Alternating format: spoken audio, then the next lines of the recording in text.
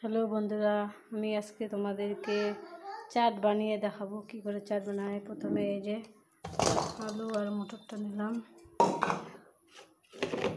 তারপরে শসা, পেঁয়াজ, লঙ্কা,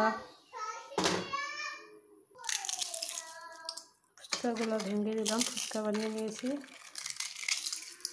এগুলো ভেঙে দিলাম। তারপরে ঝুরি ভাজা, এই যে ঝুরি ভাজা দিয়ে দেবো। অল্প একটু ধনিয়া গুঁড়া দিয়ে দেবো, পরিমাণ মতো লবণ দিয়ে দেবো, একটু চাট মশলা দিয়ে দিলাম,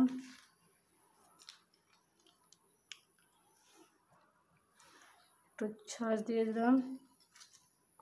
এবার এটাকে আমি ভালো করে নাড়া দেব।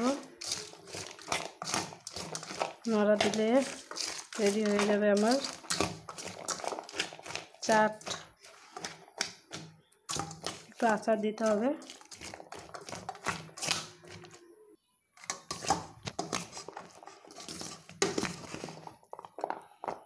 রেডি আমার চাট।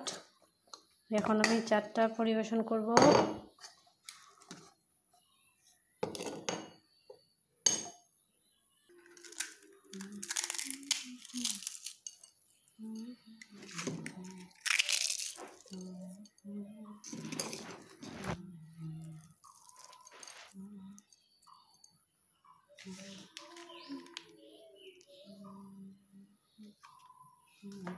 এই যে আমার চাট রেডি। কেমন হয়েছে আমার চাট?